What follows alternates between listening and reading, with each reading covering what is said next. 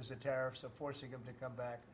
And remember, there are no tariffs if you build here, and that's a big factor. So we have record numbers. Howard was just telling me the numbers that we're talking about are crazy, beyond anybody's wildest expectation. So they'll be doing a lot of building, all sorts of businesses, including the basics of automobiles. We have, as you know, Honda is coming in with a massive plant to Indiana, but there are many plants that are happening, and literally some are started already. General Motors is already redoing plants that were half abandoned, or they have plants that weren't being fully utilized. They're going to be, they and others are going to be making parts and other things in those plants so that it's one-stop shopping finally. It's ridiculous. You had to go to Mexico, you had to go to Canada, a car went all over the place. It was like, I don't know how that would have worked, but that's the way it sort of ended up. We had a deal, and we have a deal, which is fine, but people took advantage of the deal. They cheated. And when you cheat, the deals are unfortunate. But now what's happening is the numbers are beyond our wildest expectations. Now, having to do with cutting, we've done a lot of cutting from people, ideally the people that aren't doing the job. In many cases, people weren't attending jobs. In some cases, in many cases, people didn't exist. They had on the government rolls people that don't even exist. But of the ones that did exist, as you know, many didn't come to work. Many had no intention of coming to work. Many were paid and working someplace else. There were lots of bad scenarios, but they're being weeded out, and I think we're probably ahead of schedule on that. And to me, something that was just terrible is the contracts that we're finding, the fraudulent contracts that we're finding, where millions and millions of dollars and even billions of dollars in some cases were given out. And I think we'll start with that. I'd like to start with Doug Burgum, Secretary of the Interior. He told us about a couple of contracts that we have now found. When he got there, they saw this with Chris and everybody, and they couldn't believe it. Doug, could you just relate what you told us a little while ago? No, happy to, Mr. President. There's a federal consulting group, which was a group inside of Interior, but it was managing contracts from many different agencies that flowed through here. One of those contracts was to do surveys of individuals, $830 million for surveys. And so part of the question was, hey, could we actually see the surveys? And then the surveys came back, and a survey was like 8.5 by 11 sheet of paper with 10 questions that anyone's child in junior high could have put together, or AI could have done for free. $830 million. So that's one that we've stopped. And that contract was going out after you were inaugurated, sir. So it was jumping. It's a pure fraud. Yeah. It's a fraud. But we've had many fraudulent contracts that were caught by the work that Elon and his people are doing, and working with our people. It's been brought to light. The fraud, not just waste and abuse, the fraud has been incredible. You mentioned one, Madam Secretary. Well, yes, sir. Well, let me just add to that, and thank you. We just had a wonderful cabinet meeting, all aligned on certainly the effort to realign the government. But even at the U.S. Department of Agriculture, we've canceled a $300,000 contract educating on food justice for queer and transgender farmers in San Francisco. A similar contract we canceled in New York, again, educating transgender and queer farmers on food justice and food equality. I'm not even sure what that means, but apparently the last administration wanted to put our taxpayer dollars towards that. We canceled a $600,000 contract out of Louisiana that was studying the menstrual cycles of transgender men, a $600,000 contract. We canceled another contract out of a university in the middle of the country that focused on getting more diversity, equity, and inclusion into our pest management industry. Again, these are nonsensical. It makes zero sense to use taxpayer dollars to fund these. I know these are just a few examples of the hundreds and hundreds that we have found. Well, a clear case of fraud was with the Small Business Administration, where they were handing out loans, $330 million worth of loans to people under the age of 11. I think the youngest, Kelly, was a 9-month-old who got a $100,000 loan. That's a very precocious baby we're talking about here. We're tackling the fraud, waste, hundreds of billions of dollars of fraud go unprosecuted, so we're taking that on. We have a zero tolerance policy for fraud, and we continue to crack down on it and make sure people are held accountable. It's amazing. And you have a lot of that. You found far too much of it. It's a pure fraud. We like to use the words waste and abuse because they sort of sound good, but many of these things are pure fraud. Now there was a contract that you've heard about where Stacey Abrams got $2 billion just before we took over, and it was a rush to get her the money, and that was environmental, and nobody knows what she was doing. But $2 billion. If you got $2 million, that's a lot. If you got 200,000, that's a lot. But this was $2 billion was given. Lee, do you want to talk about that? And the other one that was even worse? EPA has now canceled over $22 billion worth of contracts. $2 billion going to this NGO that Stacey Abrams was tied to.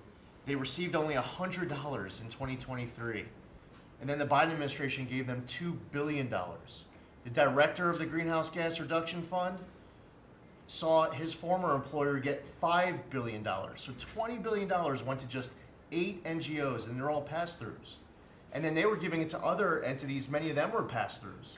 And what you have is all these extra middlemen, they're taking their cut. And the taxpayer ends up getting screwed. They're losing out on all this hard-earned money. They can't afford to have the federal government waste. The partnership with Doge and Elon Musk has been incredible at EPA. Their team is very talented. We wouldn't have been able to do it without them. And of course, this mandate from President Trump to make sure that we identify every last penny, whether we're saving $50,000, $5 million, or $22 billion. We will not rest until every last penny is saved. Thank you, Mr. President, for the opportunity to do this for the American public. Thank you. Great job, so we have a lot of that. We're getting down to a point we think probably over the next 2 or 3 months we'll be pretty much satisfied with the people that are working hard and want to be members of the administration and our country, really. And they're doing a lot of good people. We have a lot of great people. We want to keep the good ones, and we want to get rid of the ones that don't exist, and we want to get rid of the ones that do exist but don't work. And we have quite a few of them. Would anybody else like to say something before we take some questions from the press, please? Doug Collins. Yeah, Mr. President, I think one of the things that you've always told me is take care of our veterans, and that's what we're doing at the VA. And one of the things, though, is you also have to know who your employees are. You have to know the very fact of who you are. We're 470,000 roughly when we started this, larger than the active duty Army, when you think about that in the perspective. But however, this is an interesting point. When I first got there and we started looking at this, how you take care of people, we didn't have an HR system that could actually give us a rundown on who actually was working where. That we've had to work with that, working with our VA employees who are those liaisons. We've been able to put together an organizational chart which we can start looking at that. But the interesting part about it is about taking care of veterans, and what you've told me to do is how do we get the people in the right places. And I think when we look at this, GAO has told us we were high risk for years. The previous administration put literally tens of billions of dollars and tens of thousand employees over the last 4 years, and we saw our statistics basically stay the same or go down. Backlogs went up. Maybe the question is not money and employees anymore. Maybe it's the organization and how we effectively deliver for the American people. And that's what we're going to do. Well said. And one thing I want to add to it, it is not necessarily a very popular thing to do. You're talking about employment, you're talking about people and the lives of people. And yet, I think the American public understands we're trying to save our country and make our country great again. I mean, you could say it, but we're trying to save our country from this extraordinary thing that was happening. What they were doing to our country was just a horrible thing. And I have no idea how it plays out in the public. I guess you see poll numbers that are very good numbers, but I don't know what that means long term. But it's something that has to be done. If we don't do it, we're not going to have much of a country left, so we have to do it. So we're doing things that I think a lot of presidents wouldn't be inclined to do, but we're doing it to really, I don't want to use cliche. I don't want to say we're doing it to make America great again, because I say that on the campaign trail, but there's really no other words that could express it better than that. We're doing it to help our country, and our country was riddled with fat, like no country probably anywhere in the world. and we're getting rid of the fat. And at the same time, we're going to be bringing in millions of very good, high-paying jobs, and we're going to be taking in a lot of money. Our country's going to be very strong. We've been ripped off by every country in the world, friend and foe. We were taken advantage of like nobody's ever seen. And you saw what happened today with Venezuela. We did something with Venezuela, which is long in the making, and it's very substantial. And we'll be announcing cars very shortly, and we already announced steel, as you know, and aluminum. We'll be announcing pharmaceuticals at some point in the not too distant, because we have to have pharmaceuticals. We don't make pharmaceuticals anymore in our country. And if we have problems like wars or anything else, we need steel, we need pharmaceuticals, we need aluminum, we need a lot of these things that we sort of don't make anymore, and yet we're equipped to do it all. So we'll be announcing some of these things in the very near future, not the long future, the very near future. And it'll bring in billions of dollars, billions and billions, and it'll bring in, maybe more importantly, jobs. It'll protect the jobs we have, and it's going to be really, really quite amazing. Chris, did you have something to say? Yes, Mr. President. I want to say energy is the infrastructure that makes our country run and drives our national security. The Biden administration grew my department, the Department of Energy, by 20%, and expenditure much more than that, all in an effort to reduce the production of energy in the United States and to make energy more expensive. We are stewards of the American taxpayer dollars, right? That's the job of everyone around this table, led by you. We want to reverse that trajectory and care about every dollar an American taxpayer gives us, and are we using it for the benefit of Americans? Let me tell you one thing, huge growth in expenditures, huge growth in employee count. Puerto Rico, an American territory, had its electricity grid destroyed. They had billions of dollars in the Department of Energy to help Puerto Rico, yet they didn't spend that money, because that money would have meant more energy, more jobs, more prosperity in Puerto Rico. They wanted to have them as a poster child of wind and solar. This island should run on wind and solar. That just doesn't work. But they cared about politics more than the American people, and they didn't treat the dollars like they were their dollars. Yep. This table, the team you have assembled, we're treating the American dollars like they're our dollars. Thank you. You're doing a great job on energy, by the way. We have things happening with energy that will knock your socks off. A really amazing job. Howard, do you want to say a couple of words? Well, what is so exciting is April 2nd is just around the corner, and that's American Liberation Day. That's the day when the rest of the world starts to treat America with respect. And your leadership, understanding how the rest of the world treats us, and what balance and what fair trade finally is going to be, is going to take care of America. It's going to launch the External Revenue Service to start to build the power and prestige of America back. And I'm honored to be helping you on that course. It's an interesting term, right? The External Revenue Service. We're going to take in a lot of money from the outside, and that's going to keep our taxes low, and I think getting a lot lower. It's going to be a lot of money, and the external will take care of the internal to a large extent. So I think it's going to be a beautiful transformation. Linda, you might say a couple of words. You've done so amazing. It's a 50% cut, and more importantly, we want to bring education into the states. We're at the bottom of the pack, but we're the most expensive per pupil, and we want to bring education back to the states where they can teach the students lovingly with their parents and with the boards and everything else, and they'll be every bit as good as these other countries. These states, these individual states will do a phenomenal job. You want to say something? Yes, sir, and if we think about education, if we don't address the issues in education now and start getting our scores up, what are we going to find our next generation after that? Where are our engineers, our doctors, our lawyers, our scientists, our AI and technical experts going to come from? We will go farther and farther down, and with everything else we're doing within our country, building manufacturing, bringing all of that back, if we don't educate in the best way we can, we will be lost, and those generations will be lost. It is, I think, the cornerstone of our culture and what we need to focus on. And so by having education at the best place where it can be, which is at the states, the local levels, with governors, with best practices and tools, which I hope Department of Education can help supply for them, we'll do it. And Linda, as you know, the SBA has taken over her student loans, which is a lot of loans. It's a big job, and Kelly, we appreciate that. You're going to do fantastically well. And Bobby is going to be taking over their various medical aspects and health aspects of the educational process. So, and he's going to do a fantastic job of it. So, thank you very much. Thank you, Mr. President. I'd just say that I'm very grateful to you and very grateful for the partnership with Doge, with Elon. We've identified extraordinary waste in my department and HHS. The expenditures, the budget of HHS during the Biden administration went up by 38%. The employees went up by 17%, and healthcare went down. We have 40 comms departments. We have 40 procurement departments.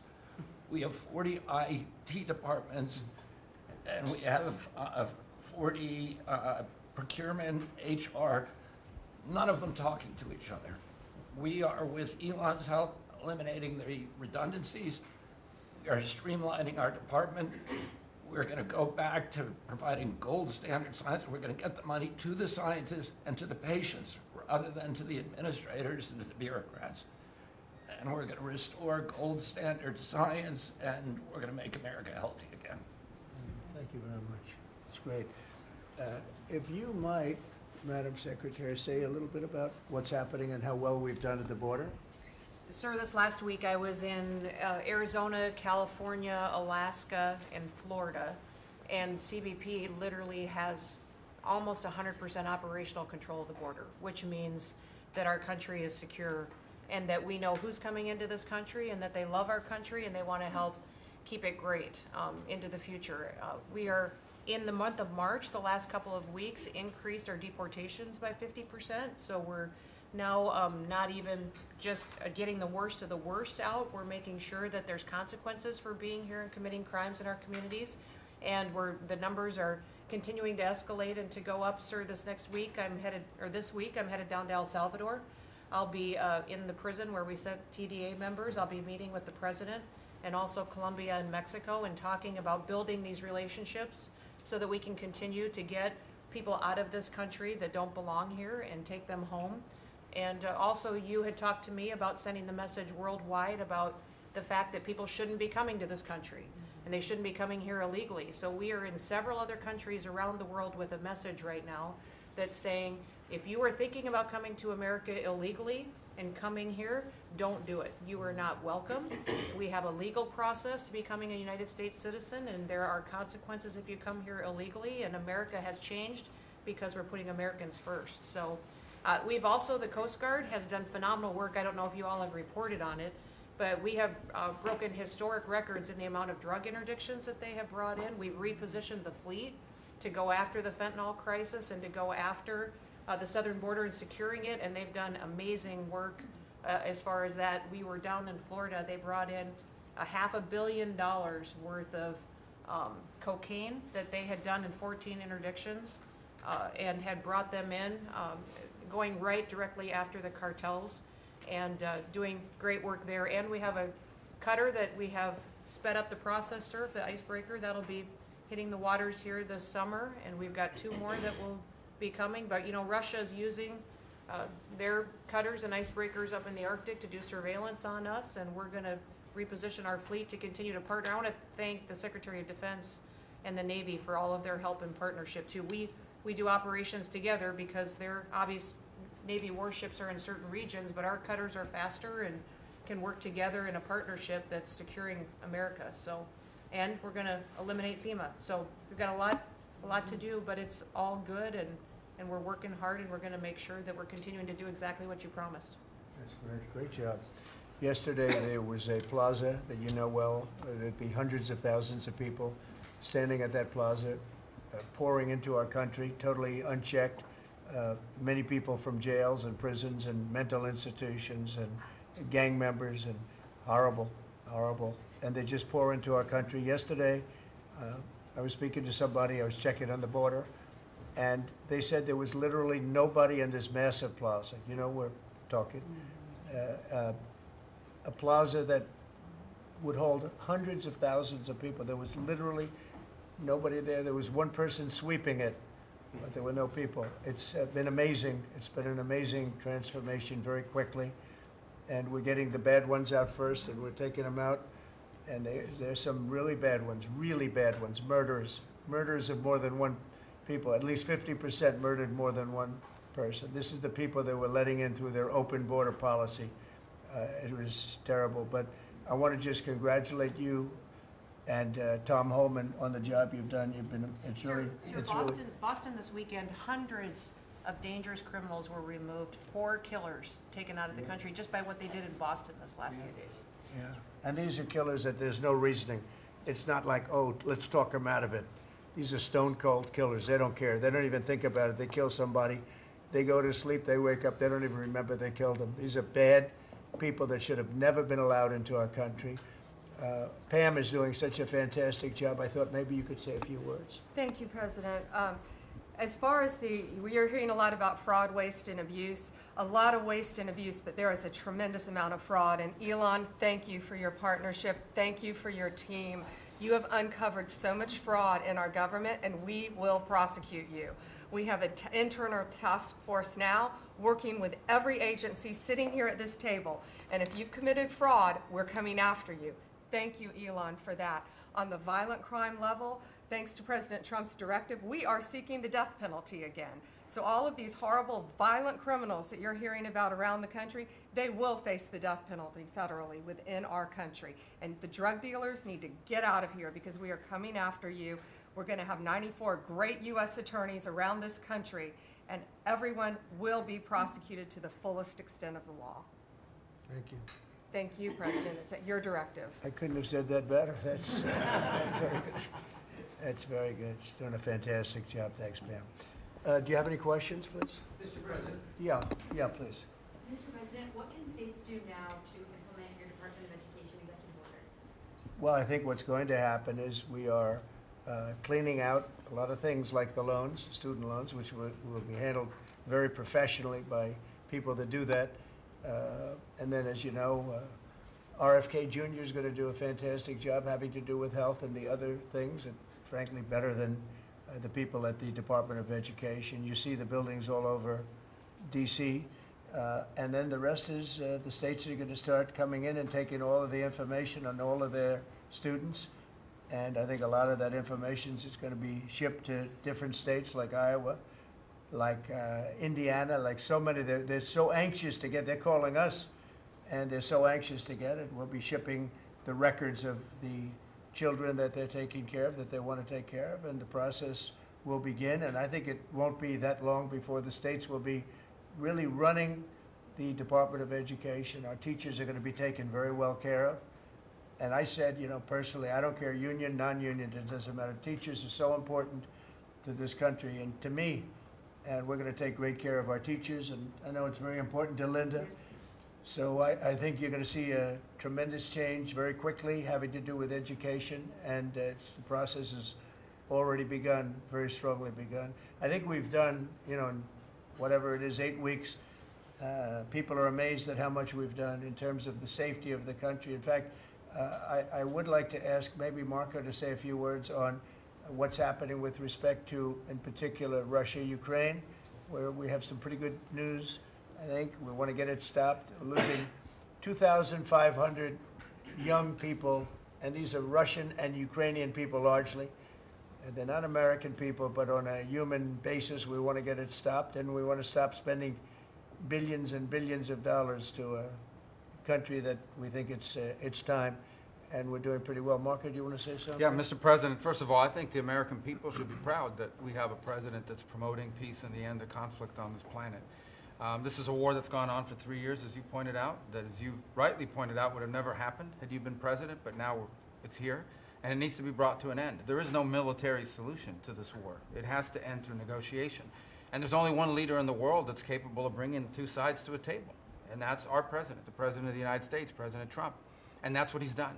And so today, even as we speak, we have teams on the ground in Saudi Arabia meeting with the respective sides in the hopes of making progress towards this outcome that we all want to see. And I think that the country owes you great debt of gratitude, and the world really, because I mean, you're the only leader in the planet that can bring the two sides together to bring an end to this conflict, and that's what you've done, and you've done it despite, you know, impediments from other countries and others who maybe have different opinions about how this should go, but ultimately, I think that the only chance we have for peace is through the President's leadership, and you've shown that, and we hope it'll bear fruit, and today will hopefully be one step more in that direction. Thank you, Marco. And on the Middle East, another hot spot that we didn't have a problem with. There was no problem in the Middle East when we left, and now there's a lot of problems in the Middle East, but we're working on that.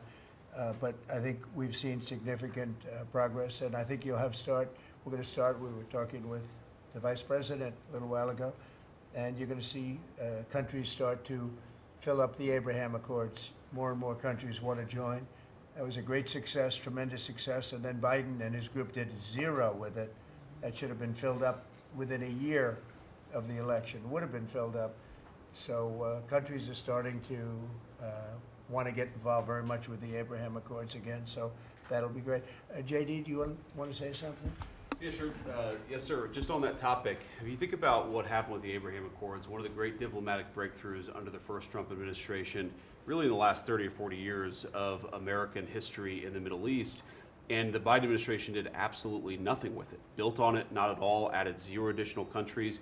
Purely out of political spite, the Biden administration, I think, hurt the United States and really hurt the project of world peace. That has changed. Luckily, about 2 months ago, we got a new president, and that president has given us the task of building out the Abraham Accords, adding new countries to it. And really what you see is a lot of these countries that have historical ethnic or religious hatreds want to build. They want to build new artificial intelligence. They want to build new real estate projects. They want their citizens to become rich and prosperous and peaceful, and they're setting to the side some of those old hatreds under the leadership of President Trump. So it's early, but we made a lot of progress, and we'll keep on making progress, sir. Thank you, JD. One of the things that's very important, I think, to mention, I saw a show yesterday, and they had a Democrat congressman on. It was on Fox. And he said, well, President Trump said prices would be coming down, and instead he's focused on other things. Well, we are focused on a lot of other things, like peace, like all of these companies that are moving in and jobs. But what he didn't say is that prices have come down very substantially. And if you look at when I came in after 1 week, they were screaming at me about eggs. Eggs had nothing to do with me, but they were through the roof, and you couldn't get them. And now they're down about 35, 40%, maybe even more than that. I'm going to let Brooke, if you would just discuss that. And groceries generally. Prices are coming down, and energy prices are coming down. And I hope the Fed lowers interest rates, and then you're going to see interest rates coming down, and I'll have you speak about that in a second, Scott. Brooke, go ahead. Well, sir, thank you. I think the first thing that's really remarkable to note is that the prices of eggs under the 4 years of Joe Biden increased 237%. 237% in those 4 years, and yet it wasn't covered in the press at all. No one talked about the price of eggs in the summer of last year, for example, from the media. So, of course, the president wins, and he is inaugurated, and the next day, everyone is yelping about why the price of eggs are so high. So it was certainly one of many, many issues we took on under the 4 years of Joe Biden. We had the cost of input go up 30% for all of our agriculture products.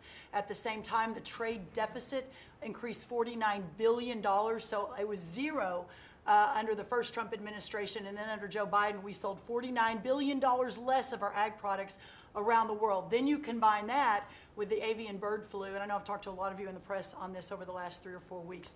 But listen, here's the deal. The president, under his vision and support, we released about a month ago a very significant plan on how to bring the price of eggs down. It included 5 prongs. I won't go into it now because I don't want to bore everyone, but since that day, since we released that plan regarding biosecurity, repopulation, importing eggs, research, and then deregulating, taking those onerous rules off of our farmers, our egg-laying farmers, since that time, the price of eggs, the wholesale price of eggs, has come down 53%. So we're going to keep working on it. Listen, it's not something you solve overnight. Avian bird flu and some of the other animal diseases, we're working across the government, several partners out in the cabinet on that, especially my friend Secretary Kennedy over at HHS. But we have a long-term solution, but at least for now, in the short term, thanks to President Trump and so many that have worked so hard, the price of eggs are coming down, as well as the price of groceries. So thank you, sir, for the opportunity to lead on that. And the number is 53%, and they're readily available. So I think it's a fantastic job. And overall groceries are down, too. That's So- right. They're coming down. So the consumer's finally seeing some good news instead of year after year of prices going up because of grossly incompetent leadership. Scott, do you want to talk about interest rates, where you see it all going? Yes, sir. So we are, under your direction, we're reprivatizing the economy. We're bringing down government spending. We're bringing down excess employment in the government sector. On the other side, we're going to re-leverage the banking system. We're going to have all the new manufacturing jobs, so everyone who's laid off from the government will have an opportunity to go into the private sector, and that is going to lead to disinflation. Inflation is under control. We're going to get the affordability crisis fixed. So lower energy, deregulation, more private sector jobs that will naturally get interest rates down. Interest rates down, mortgage rates are down almost every week since January 20th. The energy costs are down about 15%. Crude oil's down about 15%. And as we keep that going, interest rates are going to keep declining. It'll be good for mortgages. It'll be good for credit card debt. It'll be great for auto loans. That's great. And you're doing a really, really good job. I'd like to see the Fed lower interest rates. That's just my opinion. Because things are coming down. We have inflation under control. Tremendous amounts of money will be soon coming in from tariffs, which is about time that we were able to partake. We've been ripped off by every country on that basis, and it's about time. But that will be, I think, treated very fairly. Will be very fair. But the money that we're talking about is rather astronomical, and it should be, because we put years and years. I was able in the first term. We had a great first term with the highest stock price increase ever. All the different things that we had, but one of the things, we took in a lot of money in tariffs, and I had just started that process, and we had to slow it down because of the COVID. We didn't go forward. We did a very good job with COVID, but that was something that happened to the whole world. It was a shame. What a shame! All those people dead, and all of the problems that it caused for countries far worse. I mean, some countries still haven't recovered economically. They haven't recovered, but.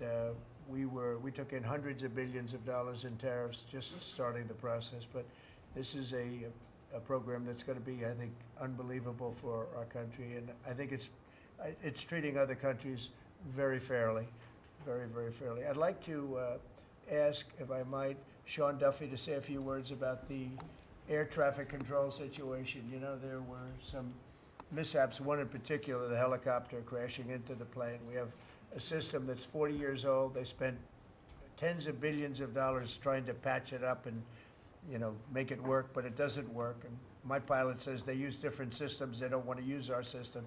It's so obsolete. And it's an obsolete, horrible thing that happened with respect to it. And we were going to, I said, day one, if this happens, if we are successful, we're going to have to get a brand new, modern, top-of-the-line air traffic system. And I think I can say that I've been working a little bit with Sean on it, but Sean's been working hard on it, and with his new person at FDA, who's going to be terrific, by the way. And maybe you want to talk to them about that, because we need safety in the air, total safety in the air, and this will give that to you. Sure. Thank you, Mr. President. We had a conversation on Friday. Again, our air traffic control system, as we talked about maybe privately or I don't know publicly with all of you, but we have decades of ideas and billions of dollars, and no progress is ever made on any of these initiatives.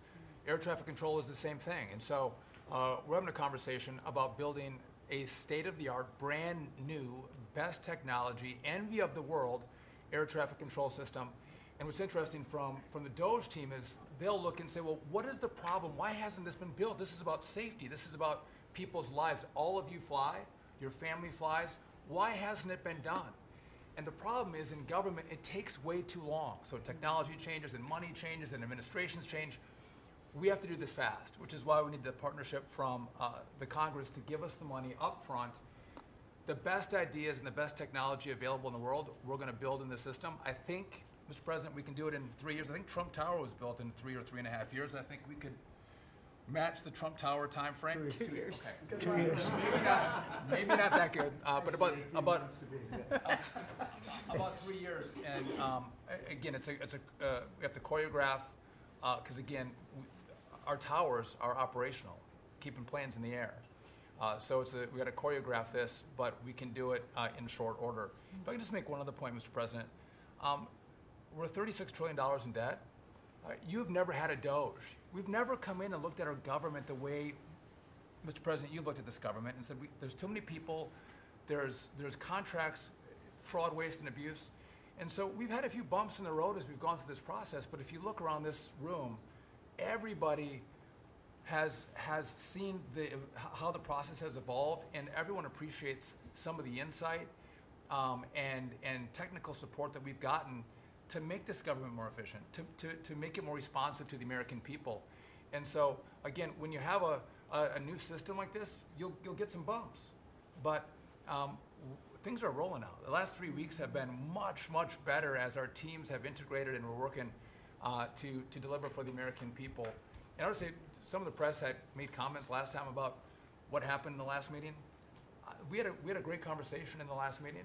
Elon and I had a great call after the meeting, and so sometimes the reporting can be a little bit off. I love the analysis that you guys do when you're not in the room. But I would just note that we're working well together, Mr. President, and the whole team here is working well together. Well, actually, we decided to see you after the cabinet meeting instead of before, and I think that's nice. But if you think about it, I guess never in history has anybody invited you to a cabinet meeting. We're very open and transparent, and we had a very good meeting today. So, I mean, you're standing here, you're seeing what the result of the meeting is. I think we're doing an amazing job for essentially 8 weeks on the job. I think there's never been anything like it. Did you have a question, please? Two, actually, if you don't mind. Thank you for having us. Thank you. We appreciate it. One, actually, to follow up on the Attorney General's comments, and then one for you. You said that you're now preparing to prosecute examples of fraud across federal agencies that have been referred to you. Is that what you said? We are working with a team. We have a team of attorneys in place working with Elon's incredible team, helping us, taking referrals from the cabinet members. You know, these are your tax dollars. And a lot of it is just abuse, a lot of it's waste. But if it's fraud, we are investigating it, and we are looking at multiple cases of fraud throughout the federal government. One for you, Mr. President. Greenland is confused about the Second Lady and the National Security Advisor visiting this week. They're concerned that this is further provocation, whatever it is you ultimately want for Greenland. Could you further explain why they're going? What is the ultimate end goal when it comes to? Yeah, well, not provocation. This is friendliness, not provocation. We're dealing with a lot of people from Greenland that would like to see something happen with respect to their being properly protected and properly taken care of. They're calling us, we're not calling them. And we were invited over there, and I thought it would be I have great respect for the wife of our great Vice President. I think she's a brilliant woman. She's a very nice woman, and she loves the concept of Greenland. And so she's going there, and I think Marco's going there, and some others are going there. But we've been invited, and they really like the idea because they have been somewhat abandoned, as you know. They haven't been taken good care of. And I think Greenland's going to be something that maybe is in our future. I think it's important. It's important from the standpoint of international security. And if you look at the ships outside of Greenland, you have Russia, you have China, you have lots of different people and lots of different places, and it cannot go on the way it is. It's not going to go on the way it is. I'll make a statement. It's not going to happen. So they're going there, and that's purely friendship. Who's doing the inviting? You said people. A lot of people, yeah. People from Greenland are asking us to go there. We have many, many requests from many, many people, some officials too. Mr. President, yes, I asked please. you about economic forecasts. I saw one economic forecast coming out from the OECD this past week. they are forecasting stagflation for the United States, a downtick in terms of GDP growth. Do you agree with that forecast? What do you see over the course of 2025 for our Well, we inherited a very, very bad and perilous situation from a group of people. Again, we just got here from a group, and this takes a long time to develop, from a group of people that truly didn't know what they were doing.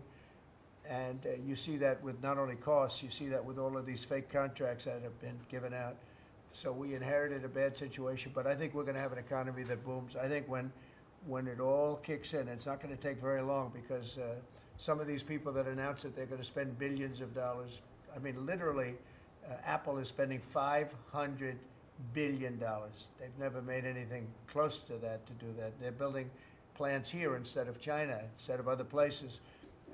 When it all happens, and it's going to happen very soon, these are people that are already, in many cases, they're already starting. They just announced. In some cases, they announced, but they actually started before the announcement, as you know, because some are already building. This is going to kick in. I think it's going to be amazing. So they're looking at, based on numbers that I was looking at 6 months ago, 7 months ago, I was very concerned about the economy. We're going to have something that's like nobody's ever seen before. We have numbers, and we have job generation that I don't think we've ever seen before. See how it works out, but I think the economy is going to go through the roof. Okay. Mr. President, yeah, also, please. About Ukraine, in an interview with Time Magazine published this morning, President Zelensky said he believes that some members of your team have been influenced by Russian information. Those were his words. What do you have to say to that?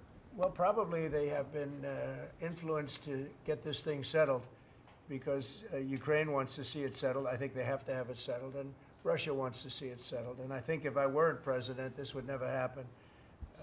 Marco's doing a great job, and Steve Witkoff has been incredible. Michael Waltz. We have a great group of people working on it, and that takes a good part of their day, settling something that really, well, it affects us monetarily because we've given so much money, and we're getting that done. In fact, Scott is telling me that the agreement on rare earths is just about completed. They'll sign it shortly.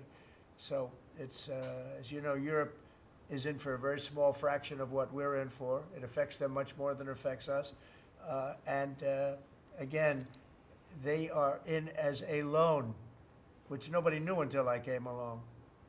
Europe is giving the money to Ukraine as a loan. We were just pouring money into Ukraine. It was a very unfair situation. So we made a deal on rare earths. But most importantly, we want to stop the killing that's going on. 2,500 on average, mostly soldiers, a week are being killed. And they're Russian and they're Ukrainian, and if we can stop it, that's a very important thing to me on a human basis. Okay, anybody else? Are you signing the rare earths deal today? Is that what you mean? No, we'll be signing it soon. So on Ukraine. It'll be signed very soon. China Can I ask is another question on Ukraine? Yeah. You recently mentioned the fate of all the Ukrainian children abducted and transported to Right. Russia. So are you demanding that Russia return these kids to their families in Ukraine? Well, it's one of the things that we're talking about. I know that no decision's been made. We're talking about territory right now. We're talking about lines of demarcation. We're talking about power plant ownership.